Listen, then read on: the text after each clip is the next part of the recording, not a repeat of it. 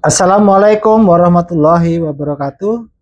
Sobat Konseling, ini adalah program terbaru yang akan membahas seputar ilmu konseling dan juga ilmu pendidikan, serta kita akan membahas isu-isu terkait dengan dunia pendidikan. Acara ini bernama KULIK, Kuliah Ilmu Konseling.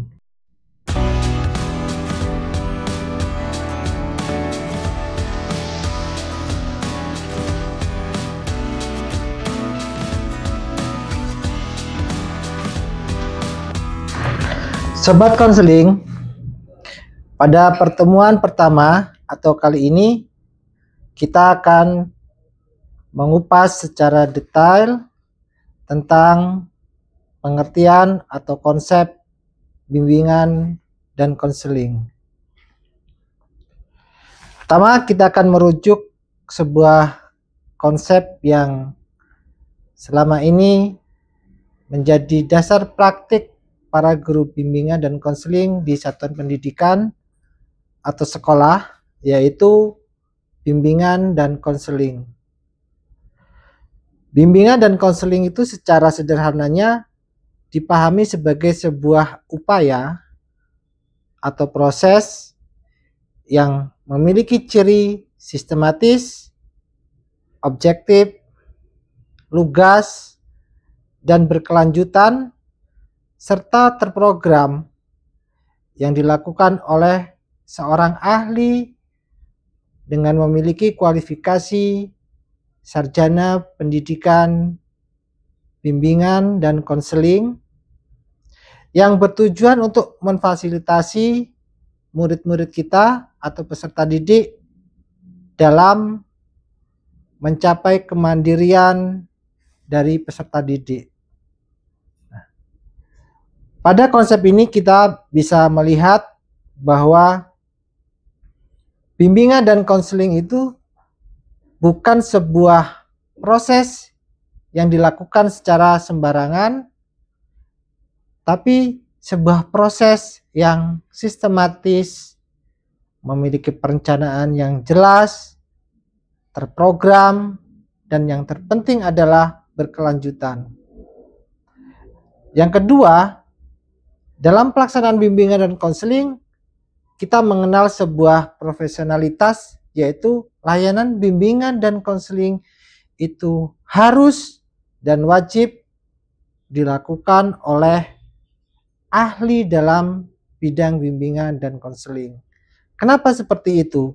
Karena tujuannya dari proses bimbingan dan konseling itu adalah tercapainya kemandirian peserta didik. Nah, dalam bimbingan dan konseling dikenal kemandirian itu pada aspek apa atau bidang apa? Nah, kita mengenal sebagai bidang pribadi, sosial, belajar, dan karir. Jadi 4 bidang ini menjadi sasaran utama dari proses bimbingan dan konseling. Oleh karena itu tidak bisa dilaksanakan oleh orang yang tidak memiliki kompetensi, kualifikasi, keahlian, dan keterampilan dalam bimbingan dan konseling. Kalau layanan bimbingan dan konseling dilakukan oleh orang yang tidak memiliki keahlian dan kompetensi pada bimbingan dan konseling, maka dampaknya akan langsung diterima oleh peserta didik kita. Tentu itu menjadi satu garis besar yang kita sebagai orang yang berkecimpung pada dunia pendidikan memahami konsep dasar dari bimbingan dan konseling. Nah, sobat konseling, kita melihat hari-hari ini banyak banget praktek-praktek bimbingan dan konseling di sekolah yang dilaksanakan tanpa menghiraukan prinsip-prinsip tadi, yaitu proses yang terencana, proses yang terprogram, proses yang sistematis, dan proses yang berkelanjutan.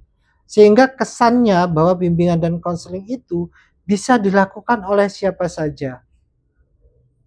Nah, itu akan memperburuk konsep, dan bahkan pada tataran praktis bimbingan dan konseling.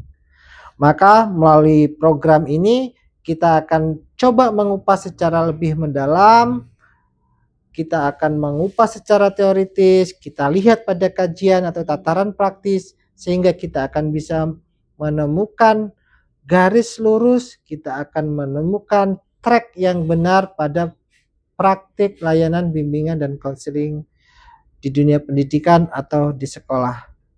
Nah, untuk itu, buat sobat konseling, jangan lupa subscribe, like, dan share pada YouTube atau pada acara Kulik, sehingga tidak tertinggal video-video tentang pembahasan konseling dan ilmu pendidikan.